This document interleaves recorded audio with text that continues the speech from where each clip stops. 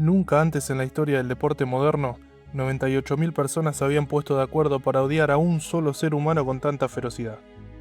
Aquel 23 de noviembre de 2002, cada vez que el 10 portugués se acercaba a la línea de banda, el estadio entero se convertía en una caldera a punto de estallar. Le tiraban botellas de whisky, encendedores, billetes impresos con su cara tildándolo de mercenario e incluso una cabeza de cerdo que quedó inmortalizada a pocos metros de sus botines.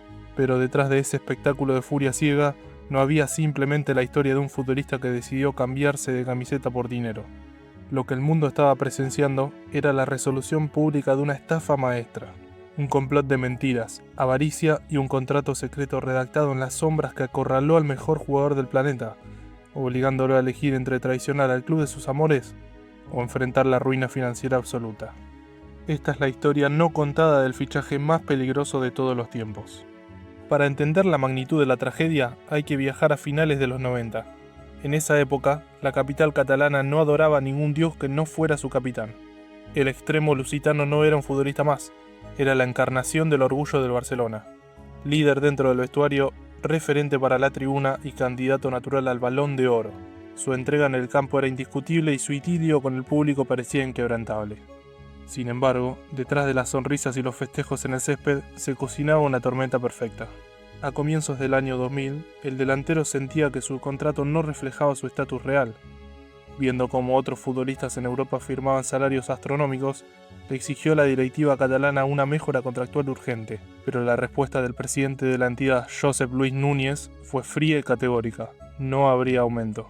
Sentido en su orgullo y sintiéndose desvalorizado por la cúpula directiva, el capitán cometió el error estratégico de su vida. Le dio vía libre a su representante, José Veiga, para que utilizara cualquier oferta del mercado como herramienta de presión para obligar al club a ceder. Lo que ni el jugador ni su agente sospechaban era que al otro lado del mapa político español, un tiburón de los negocios estaba a punto de tirar la red. Verano del año 2000. El Real Madrid se preparaba para celebrar elecciones presidenciales. El favorito absoluto era Lorenzo Sanz, el dirigente que acababa de conquistar 2 Champions League en 3 años. Nadie en su sano juicio creía que pudiera perder. Nadie excepto un magnate de la construcción como Florentino Pérez. Consciente de que no podía competir contra los trofeos continentales de su rival, Florentino entendió que para ganar necesitaba dar un golpe de efecto que paralizara al país, y diseñó una maniobra impensada. Se puso en contacto con el agente del portugués y le presentó una propuesta que parecía una locura. Si él ganaba las elecciones madrileñas, se lo llevaría a Santiago Bernabéu pagando la cláusula de rescisión de 60 millones de euros. Para cerrar el trato, el candidato le ofreció al representante un incentivo irracional: 2,5 millones de euros en mano solo por firmar un precontrato de compromiso. Creyendo que la candidatura de Florentino era un mero farol sin posibilidades reales de prosperar, el agente y el futbolista aceptaron la jugada. Para ellos era perfecto. Cobrarían una fortuna por un papel sin valor real y usarían esa supuesta oferta para arrancarles el contrato millonario a los dirigentes blaugranas. Pero Florentino guardaba un as bajo la manga, una cláusula letal redactada en letra pequeña. El contrato estipulaba que si se quedaba con la presidencia y el delantero se negaba a vestir la camiseta blanca, el propio futbolista debía pagar una penalización personal de 30 millones de euros por daños y perjuicios, una cifra imposible de asumir para cualquier deportista de la época.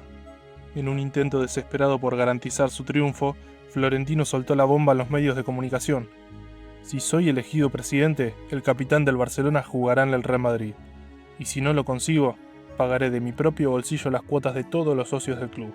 El mundo del fútbol quedó paralizado. Ante el revuelo mediático, el extremo luso intentó apagar el incendio dando una entrevista exclusiva para la prensa catalana desde sus vacaciones en Cerdeña. Quiero mandar un mensaje de tranquilidad. Mi camiseta es y seguirá siendo la blaugrana, declaró mirando a la cámara.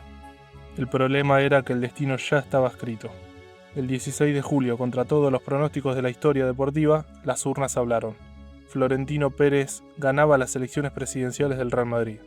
De la noche a la mañana, la broma de póker se transformó en una pesadilla jurídica. El jugador y su entorno entraron en pánico. El precontrato era legalmente vinculante. O se vestía con la indumentaria del eterno rival, o debía desembolsar de sus ahorros personales unas 5.000 millones de pesetas para cancelar la multa. Desesperado, el futbolista viajó de urgencia a Barcelona para pedirle un salvavidas a la junta saliente del club. Les suplicó que la institución catalana pagara la fianza de la penalización para romper el precontrato con el Madrid, pero la respuesta de la entidad fue un portazo en la cara. Ningún dirigente estaba dispuesto a destinar 30 millones de euros para rescatar a un empleado que había firmado a sus espaldas con el enemigo jurado. 8 días después se consumó la traición. Las cámaras de televisión registraron una de las imágenes más surrealistas del siglo. En la mesa de presentación de Santiago Bernabéu, flanqueado por la leyenda Alfredo Di Stéfano y un exultante Florentino Pérez, el astro portugués sostenía la elástica blanca. Su rostro no reflejaba la alegría de un fichaje estelar. Estaba pálido, desencajado, con la mirada perdida en el suelo, consciente de que acababa de vender su alma en un contrato que jamás quiso firmar. Ese día no solo nació la era de los galácticos, ese día cambió para siempre la política financiera y la moral del fútbol moderno. El hombre que un día juró amor eterno a la afición catalana ganó títulos, cosechó el Balón de Oro y tocó la gloria en la capital española, pero pagó el precio más alto que un deportista puede afrontar: perder el derecho de caminar en paz por la ciudad que alguna vez lo adoró como a un rey. Porque en el fútbol moderno los trofeos quedan en las vitrinas, pero las tradiciones escritas con tinta acompañan al hombre hasta el último de sus días. ¿Y vos, si hubieras estado en los zapatos del capitán portugués, habrías aceptado vestir la camiseta del eterno rival para evitar la ruina financiera? ¿O te hubieras quedado a pelear la deuda en los tribunales? Si te apasionan estas historias, suscríbete y activa la campanita para no perderte nada. Nos vemos en el próximo contrarrelato.